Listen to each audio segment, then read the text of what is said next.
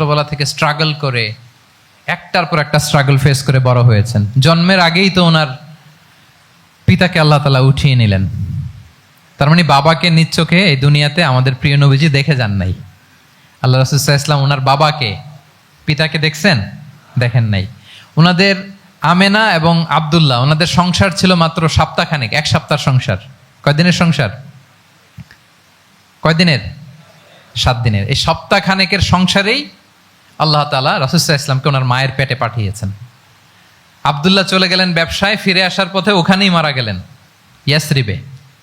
তার মানে জন্মের আগেই বাবাকে হারালেন, ইয়াতিম হয়ে দুনিয়াতে আসলেন।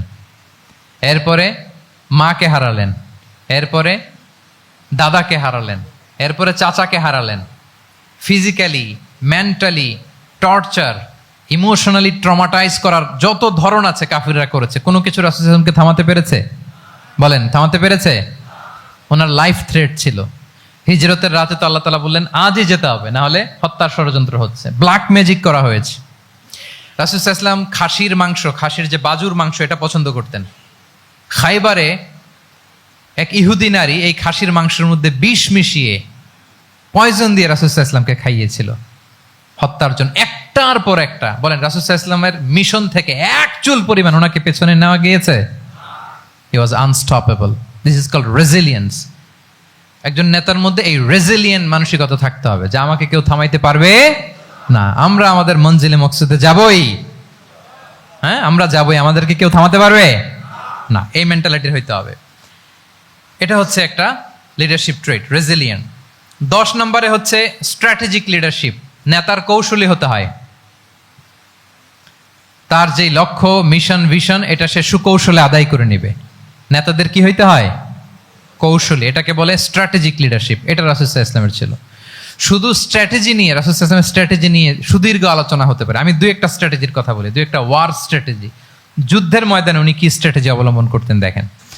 উনি যুদ্ধের ডিস্ট্রাকশনকে, ক্যাজুয়ালিটি মিনিমাইজ করবার জন্য ওনার নির্দেশনা থাকতো, খবরদার কোনো নারীর গায়ে হাত তুলো না যুদ্ধের ময়দানে, শিশুর গায়ে হাত তুলো না, কোনো পাদ্রীর গায়ে হাত তুলো না, উপাসনারত যে সন্ন্যাসীরা আছে তাদের গায়ে হাত তুলো না, ওই এলাকার গবাদি পশুগুলোকে মেরো না, গাছপালা ধ্বংস করো না, যারা তোমাদের বিরুদ্ধে তলোয়ার ধরেনি তাদেরকে অ্যাটাক করো না। আল্লাহু আকবার, হোয়াট এ স্ট্র্যাটেজি! এবং যুদ্ধ চলাকালীন সময়ে সব সৈনিককে উনি এক জায়গায় মোতায়েন করতেন না। সব সৈনিককে এক জায়গায় মোতায়েন করতেন না, 5 ভাগে ভাগ করে নিতেন। ডান পাশে মাইমানা, বাম পাশে মাইসারা, সামনে হচ্ছে মুকাদ্দিমাতুল জাইশ, মাঝখানে কালব, পেছনে খালফ। এইভাবে 5টা ব্যাটালিয়নে ভাগ করে তারপরে তিনি যুদ্ধ পরিচালনা করতেন। What a war strategy! বদরের যুদ্ধে যখন পৌঁছলেন, মক্কা থেকে মদিনা থেকে 130 কিলোমিটার দূরে, দূরে আফসা দেখা যায়, মরিচিকার মধ্যে দেখা যায় ওই যে মুশরিকরা ওখানে আসছে, কিন্তু তারা কতজন এটা তো বোঝা যায় না। তো কিছু ছেলে এই মরুভূমিতে থাকে, ওদেরকে পানি সরবরাহ করে। এদেরকে রাসূল সাল্লাল্লাহু আলাইহি ওয়াসাল্লাম জিজ্ঞেস করলেন যে কুরাইশরা যে আসছে তারা সংখ্যায় কত? এটা না জানলে তো উনি ওনার ওয়ার স্ট্র্যাটেজি ঠিক করতে পারবেন না, যুদ্ধের কৌশল। তো এরা বলে নাহনু লা নাদরি, আমরা জানি না কত। এখন এটা কিভাবে তিনি বের করবেন? সংখ্যায় তারা কত এটা তো আমাকে ফাইন্ড আউট করতে হবে। রাসূল সাল্লাল্লাহু আলাইহি ওয়াসাল্লাম বলেন যে ওরা কি খায়? বলে যে প্রতিদিন ওট জবাই করে খায়। তো রাসূল সাল্লাল্লাহু আলাইহি ওয়াসাল্লাম বলেন যে প্রতিদিন কয়টা ওট লাগে? বলে যে ইয়াউমান তিসআন ওয়া ইয়াউমান আশরান। 2 দিন হয়েছে আসছে, তো প্রথম দিন দেখলাম 9টা জবাই করছে, আজকে দেখছি 10টা জবাই করছে। রাসূল সাল্লাল্লাহু আলাইহি ওয়াসাল্লাম বললেন ইদান আল কওমু মা বাইনা আত-তিসআমিয়া ওয়াল আলফ। তাহলে ওরা 900 থেকে 1000 এর মধ্যে। সুবহানাল্লাহ। এবার বলেন, বদরের যুদ্ধে কুরাইশদের সংখ্যা ছিল কত? আল্লাহু আকবার, হোয়াট এ ওয়ার স্ট্র্যাটেজি!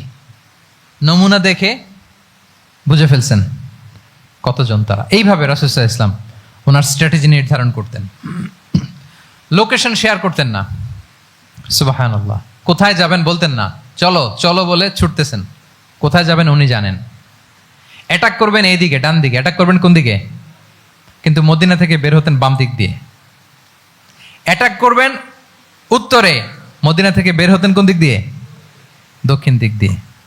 যে রাতে হিজরত করবেন, মদিনা উত্তর দিকে, উনি দক্ষিণ দিকে চলে গেছেন। গারে সাউরে 3 দিন থেকে আগে ওরা যাতে বুঝতে না পারে। সুবহানাল্লাহ। এটা ছিল রাসূল সাল্লাল্লাহু আলাইহি ওয়াসাল্লামের ওয়ার স্ট্র্যাটেজি।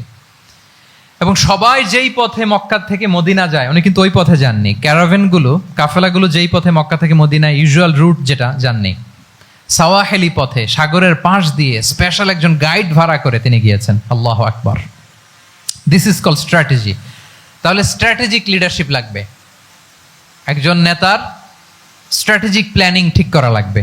এটা তাকে সামনের দিকে আগাতে অনেক সহায়তা হবে। আল্লাহ রাসূল সাল্লাল্লাহু আলাইহি ওয়া আলিহি ওয়াসাল্লামের যতগুলো সিদ্ধান্ত ছিল, কাজ ছিল, কোনোটাই প্রজ্ঞা থেকে খালি ছিল না, সবগুলো ছিল প্রজ্ঞায় সমৃদ্ধ। ভুরি ভুরি উদাহরণ হাজির করা যেতে পারে। আমি দুইটা উদাহরণ দেই, মাক্কি জীবনের একটা উদাহরণ দেই, মাক্কান এরার একটা উদাহরণ। রাসূল সাল্লাল্লাহু আলাইহি ওয়াসাল্লাম মক্কাতে নবুয়তের ৫ম বছরে যখন নও-মুসলিম সাহাবাদের উপর অত্যাচারের মাত্রা মারাত্মক বেড়ে গেল, রাসূল সাল্লাল্লাহু আলাইহি ওয়াসাল্লাম সাহাবাদেরকে হিজরতে পাঠালেন। বলেন তো কোথায় পাঠিয়েছিলেন? সবাই বলুন। আবিসিনিয়াতে, বর্তমান ইথিওপিয়া, ইরিত্রিয়া, ওই এরিয়াতে আবিসিনিয়াতে তিনি পাঠালেন। বললেন যে দেয়ার ওয়াজ এ জাস্ট কিং আসহামা নেগাস। বললেন যে ওখানে আবিসিনিয়াতে যাও, ওখানে আসহামা নামে নাজ্জাশী একজন বাদশাহ আছে, খুব ভালো। তাদেরকে পাঠালেন নবুয়তের ৫ম বছরে। যেতে লাগলো, এক এক সময় এক এক সাহাবী যায়, যে ওখানে বড় একটা বেস তৈরি হলো, মুসলিম কমিউনিটি তৈরি হলো। এরপর ১৩ বছর পরে মাক্কি জিন্দেগির ১৩ বছর শেষ করে নবুয়তে রাসূল ইসলাম কোথায় চলে গেলেন? মদিনায়। মদিনায় যে রাসূল ইসলাম একটা ইসলামী স্টেট তিনি প্রতিষ্ঠা করলেন। প্রথম হিজরি যায়, দ্বিতীয় হিজরি যায়, একটার পর একটা যুদ্ধ যায়, মুসলিম কমিউনিটি বাড়ে, কমপ্লিট ইসলামিক স্টেট হয়ে যায়। কিন্তু ওই আবিসিনিয়া থেকে ওই গ্রুপ আর ফিরে না। নবুয়তের ৫ম বৎসরে যে গ্রুপকে রাসূল সাল্লাল্লাহু আলাইহি ওয়াসাল্লাম জাফর ইবনে আবু তালেবের নেতৃত্বে আবিসিনিয়ায় পাঠিয়েছিলেন, তারা মদিনায় কোন হিজরিতে আসছে জানেন? এইটা যদি কেউ উত্তর দিতে পারে তাহলে বুঝবো he is very genius in সিরাত। কত জোরে? নবম, সপ্তম?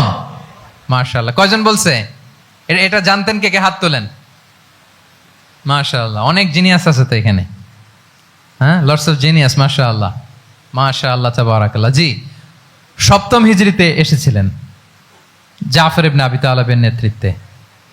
এখানে হিকমা, রাসূল সাল্লাল্লাহু আলাইহি ওয়াসাল্লামের উইজডমের ব্যাপারটা হচ্ছে, রাসূল সাল্লাল্লাহু আলাইহি ওয়াসাল্লাম আছেন মদিনাতে, একের পর এক কোরআনের আয়াত নাজিল হচ্ছে, আহকামগুলো সাহাবারা প্র্যাকটিস করতেছে, মসজিদে নববী হলো, ইসলামিক স্টেট হলো, বদরের যুদ্ধ হলো, উহুদ হলো, খন্দক হয়ে গেল, সব হয়ে যায়। কিন্তু ওনারা ফিরেন না কেন? ওনারা ফিরলেন সেই সপ্তম হিজরিতে খায়বার বিজয়ের পরে। এবং যেদিন জাফর ইবনে আবি তালেব আবিসিনিয়া থেকে সবাইকে নিয়ে ফিরলেন, রাসূল সাল্লাল্লাহু আলাইহি ওয়াসাল্লাম এত খুশি হলেন, উনি বললেন বিআইয়িহিমা আনা লা আদরি বিআইয়িহিমা আনা আফরাহ বিফাতহি খাইবার আও বিকুদুমি জাফর। আজকে কোনটাতে আমি বেশি হ্যাপি আমি জানি না, আমার ভাই জাফরকে পেয়ে নাকি খাইবার বিজয়ের কারণে। আমি কনফিউশনে পড়ে গেছি যে এইটাতে বেশি খুশি হইলাম নাকি ওইটাতে। এর কারণ হচ্ছে রাসূল সাল্লাল্লাহু আলাইহি ওয়াসাল্লাম অপেক্ষা করতেছিলেন যে মদিনা এই স্টেটটাকে আগে ইন্টারনাল এবং এক্সটার্নাল যত থ্রেট হতে পারে সবগুলো থেকে আগে সেফ জোন বানাতে হবে। এমনও হতে পারে মদিনা হাতছাড়া হয়ে যেতে পারে। মদিনা যদি হাতছাড়া হয়, মদিনা থেকেও যদি আমার হিজরত করা লাগে, আমি কই যাব? ওইটারে সেকেন্ড বেস, প্ল্যান বি হিসেবে রেখে দিয়েছিলেন যে জাফর তুমি আইসো না, তুমি থাকো, নতুন নতুন যা আয়াত আসবে আমি সাহাবী দিয়ে এই বিধানগুলো পাঠাবো, ওখানে প্র্যাকটিস করতে থাকো, ইউ উইল বি ফাইন দেয়ার, থাকো, আশা লাগবে না। থাকতে থাকতে সপ্তম হিজরি পর্যন্ত, খন্দকের যুদ্ধের মাধ্যমে যখন কুরাইশদের ২০ দাঁত ভেঙে দেওয়া হলো, সপ্তম হিজরিতে যখন খায়বার দুর্গ বিজয় হয়ে গেল, now Islam came as a regional super power. রাসূল ইসলাম বুঝলেন আর ইন্টারনাল থ্রেটও নাই, এক্সটার্নাল থ্রেটও নাই, এবার আর কোনো টেনশন নাই। জাফর ইবনে আবি তালেবকে চিঠি পাঠালেন, তিনি বিশাল বাহিনী নিয়ে মুসলিমদেরকে নিয়ে তিনি ব্যাক করলেন মদিনাতে। আল্লাহু আকবার। This is called wisdom, practical wisdom. রাসূল সাল্লাল্লাহু আলাইহি ওয়াসাল্লামের এইভাবে এমন কোনো সিদ্ধান্ত নাই যেটার পেছনে প্রজ্ঞা ছিল না, প্রত্যেকটা সিদ্ধান্ত ছিল প্রজ্ঞায় সুসজ্জিত।